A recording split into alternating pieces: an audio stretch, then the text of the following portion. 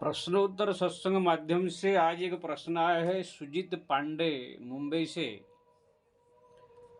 उनका प्रश्न है कि महाराज सब कथाकार लोग जो है बहुत सारे नियम कानून सब पालन करने के लिए बोल रहे हैं। ये नहीं खाना चाहिए, ये नहीं खाना चाहिए, ये नहीं करना चाहिए, ऐसे रहना चाहिए। तो इसी घोर कली काल में ये सब नियम का पालन करना बहुत मुश्किल हो जाता है। उनका कहना है कि बिना नियम पालन किए खाली ऐसे भक्ति करने से, नाम जपने से, पूजा करने से कोई फायदा नहीं है।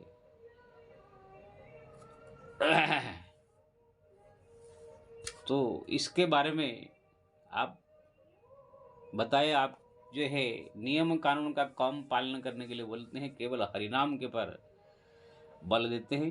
क्या हरिनाम जपने से बिना नियम पालन किए भी क्या मुक्ति हो सकता है? और कोई अपराध भी हो जाए तो भी क्या कल्याण हो सकता है? देखिए जी, जितने भी आजकल कथाकार है, कोई 4 वेद, अष्टादश पुराण, कोई सब उपनिषद ग्रंथ पढ़ के कोई कथाकार नहीं बन रहे हैं। जितने सब लल्लू पंचू है, कोई लड़का लड़की, छोटे छोटे बच्चे, ये सब जो है खाली रामायण का, भागवत का श्लोक उथला रट लेते हैं। 9 दिन का, 7 दिन का भागवत रामायण सेटिंग कर देते हैं 3-3 घंटे का। वहाँ पर ये भजन गाना, वहाँ पर ये चौपाई गाना, वहाँ पर ये चुटकुला सुनाना, वहाँ पर ये गाना बजा के नचवाना, ऐसे सेटिंग करके जैसे फिल्म का 3 घंटा शूटिंग होता है, ऐसे सेट करके ये लोग को याद कर लेते हैं। हर एक जगह में वही कहते हैं। ये लोग ना कोई वेद से, पुराण से, ना कोई शास्त्र से कोई मतलब है। जाकर मंच पर जो है थोड़ा सा पेश कर देते हैं। भोले भाले पब्लिक की, औरतें, अनपढ़ गंवार सो है, वो लोग को बड़े बड़े गुरु संत मान करके उसके पीछे पागल हो जाते हैं। ये लोग कोई शास्त्र पुराण का कुछ ज्ञान है नहीं। ये सब जो पहले जमाने में बड़े बड़े महापुरुष ऋषि मुनियों के चरण में जा करके बैठ करके उनके प्रश्न उत्तर करके उनसे ज्ञान प्राप्त किया जाता था।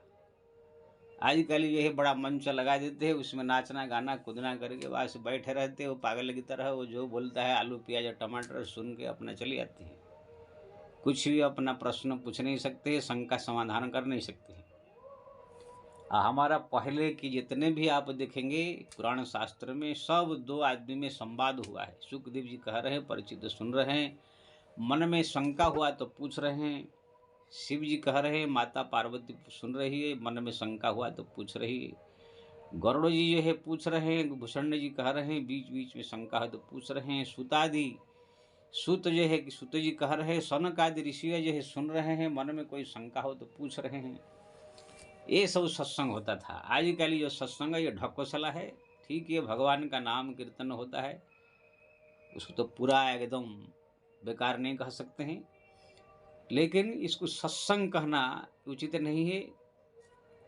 एक कोई धार्मिक अनुष्ठान या थोड़ा सा हरि कीर्तन हो रहा है कह सकते हैं, उसमें जो सिद्धांत की चर्चाएं होती है वो सब शास्त्र में कोई प्रमाणिक नहीं है। कुछ मनमानी कहते हैं, कुछ 2-4 शब्द प्रमाण भी होता है। इसीलिए ये लोग की बात सुन करके बेवकूफ़ बनना ठीक नहीं है। जहाँ तक नियम धर्म का पालन करने की बात है, जरूर यह है जितना हो सके आपसे नियम धर्म पालन करे, इसका कोई विरोध नहीं है। भगवान तो बार बार कहते हैं कि जो शास्त्र में विधि विधान बनाया गया उस नियम का पालन करे, साथ साथ मेरा भजन करे। इसलिए भगवान राम विग्रहमान धर्म है, आकर के उन नियम कानून का सब पालन कैसे करना चाहिए सब बताया। लेकिन ये नियम कानून सब पालन करना ये सब धर्म है। इससे जो है आपको जो है स्वर्ग प्राप्त होगा, या तो मरने के बाद कोई अच्छा घर में जन्म होगा। इससे कोई गति मुक्ति नहीं मिलता है। गति मुक्ति केवल डायरेक्ट भगवान से, राम से, कृष्ण से, या जो नारायण जो मूल तत्व है, नारायण या उनके अवतार जो है, इनसे ही जुड़ करके जब इनका नाम जप करोगे, इनका स्मरण करोगे, इनका चिंतन करोगे, ज़्यादा से ज़्यादा दिन रात नाम जप करोगे, तब जाकर ये मुक्ति का रास्ता खुलता है। भक्ति के सामने ये नियम कानून धर्म का पालन कुछ गौण है। आप इसीलिए आप देखेंगे जब भक्ति प्राप्त करने की समय हो, भगवत प्राप्ति करने की इस जगह आया, तो बड़े बड़े भक्तों ने जो है अपना नियम कानून धर्म सब कुछ त्याग कर दिया। खुद तुलसीदास जी लिखे हैं कि जाके प्रियन राम बहि देहि तजिय तासु कोटि बैर समझ यद्यपि परम सनहि। पिता तजे प्रहलाद, पिता माता की सेवा करना ये धर्म है, लेकिन जब प्रहलाद ने देखा पिता हमारा बैरी भगवान के भक्ति में विरोध है, पिता को त्याग दिया। भरत जी ने देखा मेरा माँ जो है भगवान के विरोधी है, इसीलिए माँ को त्याग दिया। बड़ी ने देखा कि ये गुरु मेरा भक्ति में बाधक है, तो बड़ी गुरु तजे, गुरु को त्याग दिया। गोपियों ने देखा हमारा पति जो है कृष्ण के भक्ति में बाधक है, तो उनने पति को त्याग कर दिया। विभीषण ने देखा मेरा बड़ा भाई मेरे भक्ति में बाधक है, भाई को त्याग कर दिया। और सब ये बड़े बड़े भक्त हुए। इसलिए तुलसीदास जी कहते हैं पिता तजे प्रहलाद, बंधु विभीषण भरत महतारी, बलि गुरु तजऊ कंत ब्रज बनिता भय मुद मंगलकारी। ये सब नियम कानून धर्म त्याग करके, बड़े बड़े जो है पिता माता का भी सेवा त्याग करके, उनका श्रद्धा त्याग करके भगवान का भक्ति किया, इसलिए कल्याण हुआ। हरिश्चंद्र जैसे महान जो है भक्त हुए, अपने भगवत प्राप्ति के लिए जो सत्य नियम पर रह कर अपने पत्नी तक बेच दिया, पुत्र तक बेच दिया। जबकि पुत्र की रक्षा करना धर्म है, पत्नी की रक्षा करना धर्म है, लेकिन उसने सब त्याग करके भगवान की प्रसन्नता के लिए सब त्याग दिया। मोर ध्वज ने भगवान की प्रसन्नता के लिए अपने पुत्र को काट कर खिला दिया। मीरा ने अपनी पति त्याग गया, पुत्र अपने परिवार त्यागा, सबसे विरोध करके भगवान का जो है भक्ति किया। जितने भी आप देखिए बड़े बड़े भक्त हुए हैं, यहाँ तक अपना शरीर तक सौंप दिया। जलाराम बापा देखिए अपने जो है गुजरात में संत की सेवा के लिए, भगवान की प्रसन्नता के लिए पत्नी को दे दिया। राजा रघुराम के वंश में संत आए, मांगा, दे दिया, राज्य दे दिया, 1000 पत्नी दे दिया। ऐसे आप देखेंगे तो हमारा महापुरुष जितने हुए हैं संत लोग ने सब अपना नियम कानून धर्म सब त्याग करके केवल भगवान का भक्ति को प्रधानता दिया। भगवान का जप, भगवान का ध्यान, भगवत प्राप्ति को प्रधानता दिया। क्योंकि ना वो जानते हैं कि भगवान का भक्ति, भगवान का नाम जप, भगवान का स्मरण, भगवान का प्रसन्नता के लिए जो कार्य की जाती है वो मुक्ति देने वाली है। बाकी ये नियम कानून, ये धर्म कर्म, ये सब जितने सब करना, ये सब से कोई गति मुक्ति नहीं होता है। एक अच्छा सज्जन इंसान कहला सकता है, अच्छा नियम से रहने वाला एक अच्छा आदमी कह सकता है, लेकिन इससे कोई मुक्ति हो जाएगा, गति नहीं होता है। अगले जन्म में इसका फलस्वरूप आप अच्छे घर में जन्म होंगे। एक सज्जन व्यक्ति कहला सकते हैं, भक्त नहीं कहला सकते हैं। इसलिए भगवान का नाम जप के लिए कुछ भी करना पड़े व्यक्ति को करना चाहिए। भगवान के भक्ति के लिए, संतों की सेवा के लिए, संतों का सेवा जो है भक्ति में आता है।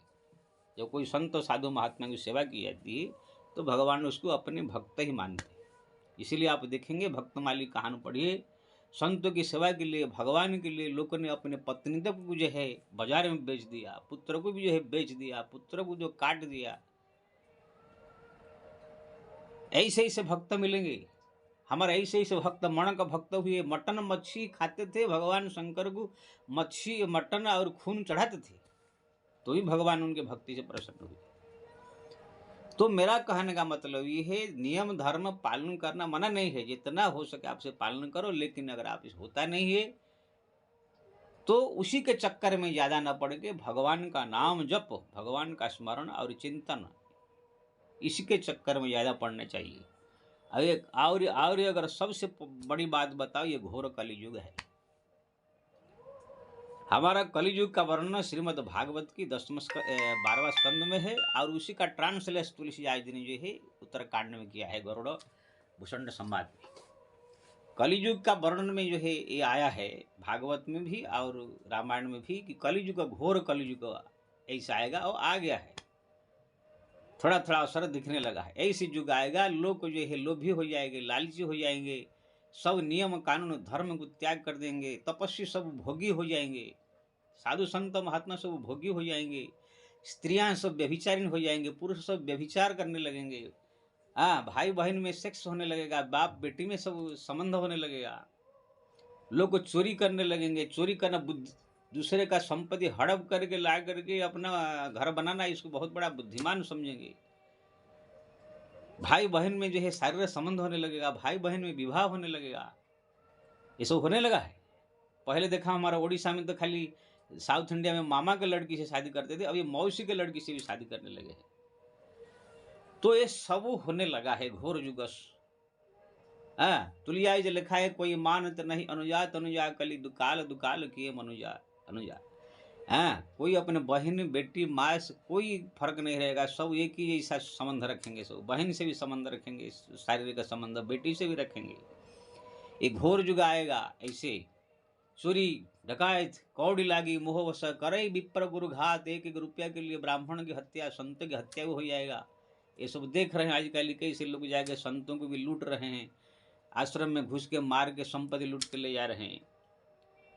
तो ये व्यभिचार हमारा संत लोग भोगी हो जाएंगे, लिखा है शास्त्र में। अब देखेंगे, भले ही आप लोग खाली कथा प्रवचन करते हुए लोग देख लेते हैं, लेकिन उनके आश्रम में जाकर देखेंगे बड़े बड़े महामंडलेश्वर, बड़े बड़े संत साधु महात्मा, मैं बहुत होंगे ऐसे देखा हूँ जो कि बढ़िया सुंदर सुंदर चेली एकदम बना कर रखे हैं, ऐसे आराम से मौज कर रहे हैं, एसी में रह रहे हैं, बहुत मजा कर रहे हैं।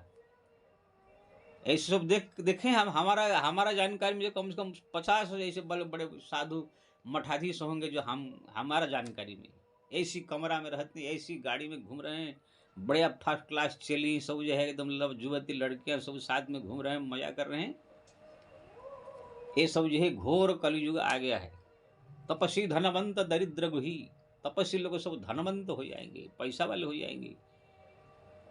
तो कहने का मतलब ये सब लिखा हुआ है, हो रहा है और होगा, आगे तो और बहुत होगा। आज से 30 साल पहले हम लोग देखते थे कम था, अभी तो और बढ़ गया, और 30 साल के बाद और अत्याचार होने लगेगा। तो कोई बोले इतने भयंकर युग में हम सब नियम कानून का पालन करके भगवान का भक्ति करें, तो बेवकूफ के अलावा कुछ नहीं, कोई पालन नहीं कर सकता है घोर कलयुग। कलयुग करने नहीं देगा। और ये मैं अभी गारंटी देकर कहता हूँ, हमारा भारतवर्ष में 140 करोड़ आदमी है, उसमें कोई एक आदमी भी मेरे सामने ले आइए जो सब नियम कानून को पालन करते हुए सब भक्ति कर रहा है, ऐसे नहीं मिलेगा। कि ना बिना पाप किए, बिना नियम का खंडित किए कलयुग में कोई व्यक्ति रह नहीं सकता है। काजल का कोठरी में कितने भी सावधान रहो, काजल का एक रेख लग ही जाएगा।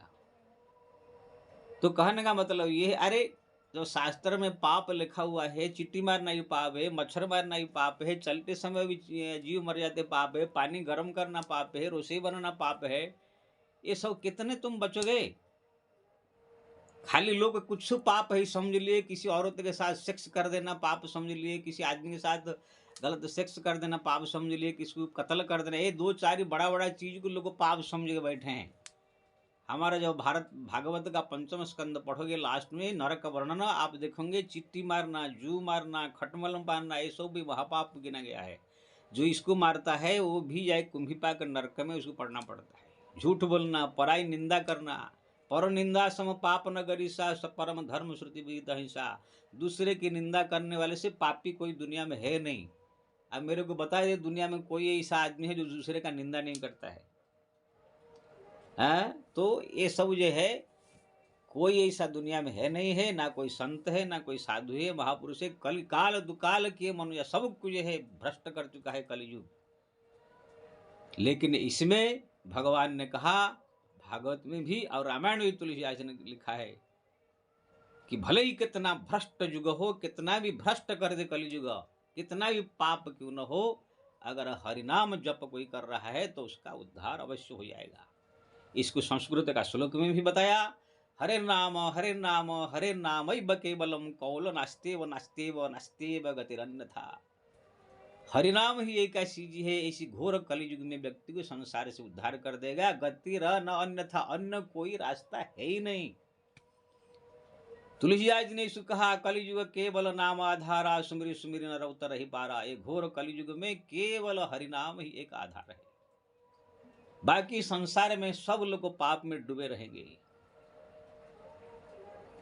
कलयुग केवल मूल पन मलिना, पाप पयोनिधि जनमन मीना। समुद्र में जैसे मछली रहता है, कलयुग में लोग पाप में डूबे रहेंगे। फिर गरुड़ जी ने पूछा, प्रभु फिर ऐसे घोर पापी लोग का मुक्ति कैसे होगा?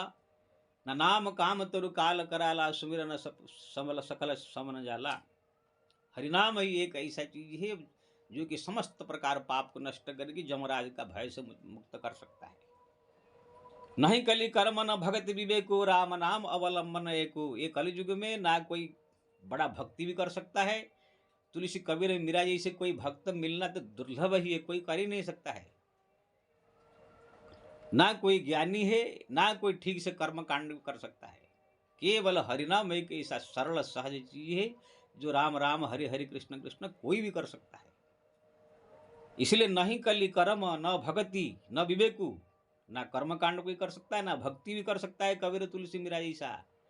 ये जो थोड़ा मोड़ा हम पूजा पाठ करके थोड़ा माला जप लेते हैं वो सामान्य भक्ति है। जो कबीर तुलसी मीरा गोपियों जैसा भक्ति करने से ही भगवत प्राप्ति होती है। ये छोटा मोटा भक्तियों के भगवान नहीं मिलते हैं, तो वो भक्ति भी नहीं कर सकता है कोई, केवल हरिनाम ही कोई भी जप कर सकता है। इसलिए कलियुग केवल नाम आधारा, सुमिर सुमिर नर उतर ही पारा। तो भागवत में भी वही प्रमाण है, रामायण में भी वही प्रमाण है। यानी इससे प्रमाणित तो हुआ एक घोर कलियुग में सब लोग पाप करेंगे, पापी ही है, सब पाप में डूबे रहेंगे। तो इसी पापों से बचने के लिए जो है केवल हरिनाम आधार, ये प्रमाणित हो गया। तो फिर नियम कानून का पालन अगर कोई नहीं करता है और हरिनाम जपता है तो उसका उद्धार नहीं होगा। इसे कहने वाला एक नंबर मूर्ख, और क्या कहूं, मेरे मुंह से क्या क्या शब्द निकल जाता है। एक नंबर बेवकूफ, मूर्ख, गधा है आदमी वो शास्त्र का उसको कोई ज्ञान नहीं है। खाली बेवकूफ बनाने के लिए अपना एक दुकान खोल कर लोग कुछ बेवकूफ बना कर पैसा लूट रहा है। कोई सब नियम कानून पालन करती है शुद्धता से, इसी कलियुग में भगवान का भक्ति कर सकता है। अरे बड़े बड़े तपस्वी, बड़े बड़े ऋषि मुनि महात्मा सत्य युग में, त्रेता युग में भी विश्वामित्र जैसे, पराशर जैसे ऋषि का मन मति भ्रम हो जाता था। ये घोर कलि युग में जहां तरफ चारों तरफ खाली अन्याय अत्याचार भोग विलास का माहौल है, उसमें बोले कोई संत साधु महात्मा या कोई व्यक्ति ये सब से बच करके एकदम बड़ा संयम रह करके भक्ति कर देवे, अब भगवत प्राप्ति कर ले, ये मूर्खता के अलावा कुछ नहीं है। लेकिन हाँ, ये भी नहीं कह रहा हूं मैं कि ये सब नहीं करने का, कोशिश करो जितना हो सके, लेकिन होगा नहीं। इसलिए मैं आप पूछे इसलिए बता रहा हूं, नियम कानून जितना हो सके आप उसे पालन करो। अगर नहीं हो रहा है छोड़ो, भगवान का भजन कीर्तन पूजा पाठ जप तप ये सब जो है ज्यादा मन को लगा।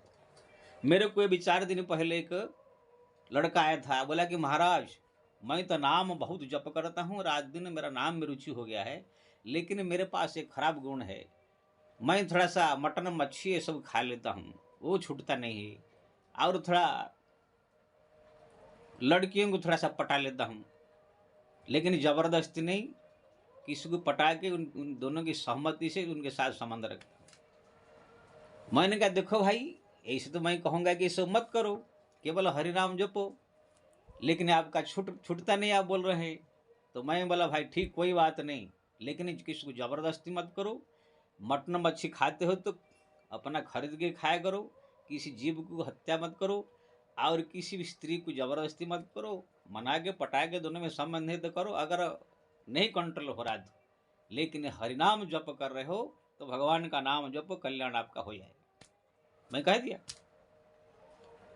क्योंकि ना वो आदमी का जो छूटने वाला है नहीं, वो तो करेगा ही, खाएगा, जो खा रहा है खाएगा, जो कर रहा है करेगा। क्यों हम उनको बोले कि तुम छोड़ दे, अब छूटने वाला है नहीं।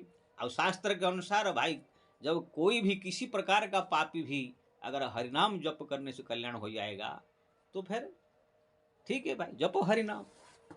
इसलिए मैं सबसे प्रार्थना करूंगा जितना हो सके नियम कानून पालन करें। मैं नहीं मना नहीं कर रहा हूं, लेकिन ये घोर कलियुग है, नियम का पालन करना, नियम से रहना, पूरा एकदम अशुद्ध शुद्ध रहना, पाप शून्य होकर रहना, कोई पाप हमसे न गलती न होना कठिन है। हाँ, लेकिन अगर कोई करता है तो अच्छा है, लेकिन मैं कहूँगा वो सब चक्कर में ज़्यादा ना पड़ के हरिनाम के चक्कर में ज़्यादा पड़ेगी। हरिनाम एक ऐसा चीज है इस घोर कलयुग में कल्याण कर देगा। इसलिए राम राम राम राम राम राम राम राम चलते फिरते उठते बैठते जप करे। अब हो सकता है भगवान का सुंदर स्वरूप का ये मन में अगर चिंतन हो तो ठीक है, नहीं अगर होता है तो भी केवल हरिनाम जप करके अपना कल्याण कर सकता है घोर कलयुग में। जय श्री राम।